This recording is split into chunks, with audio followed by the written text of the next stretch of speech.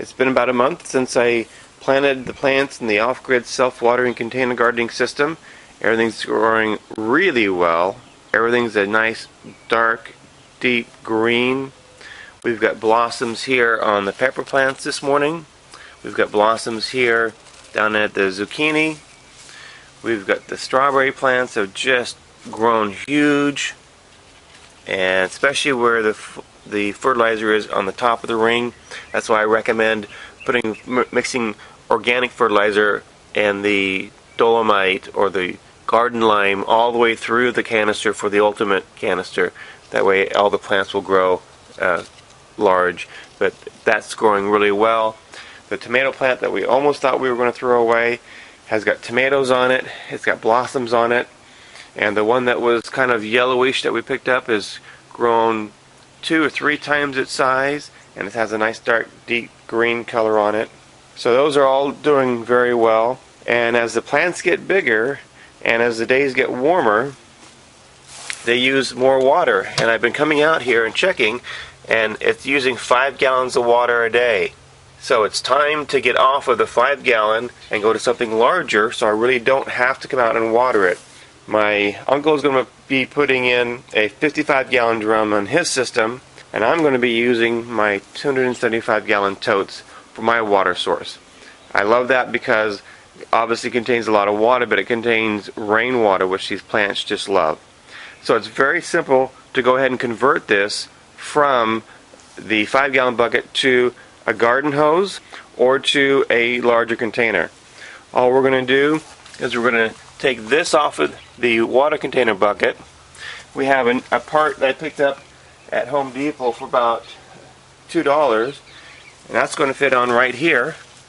And then we'll just keep the water source on, and we can keep it at a low pressure just by regulating where we turn this valve here, and that'll maintain the water so that this always has water in it, the float bucket, and all the plants are getting the water that they need. Okay, I removed the connection from the water container.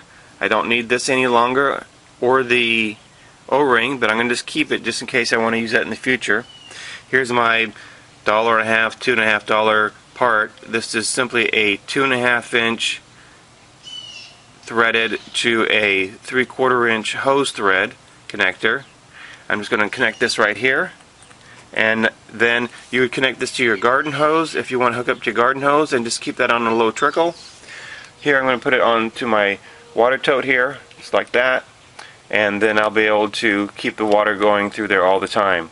Again, what I recommend if you're going to use this on a garden hose is that you have some way to regulate the pressure so you don't have full pressure on these connections here. You do want to make sure that you add your Teflon tape to these threads here in order to keep this from leaking. Probably 2 or 3 wraps is all that you need. Okay, everything's hooked up. There's no dripping. Come over here, take a look. And we have our water coming in at a nice even soft flow. So we're good to go. If you're concerned that you may have broken the water flow from here to your first bucket, all you need to do is lift up this bucket, raises it above the water level, and then your system's ready to go again.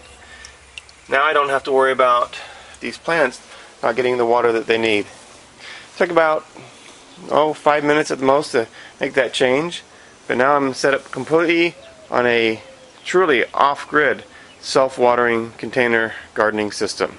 This is LDS Prepper reminding you, if you build your own off-grid self-watering container gardening system, you can have amazing looking plants like this in just a month too.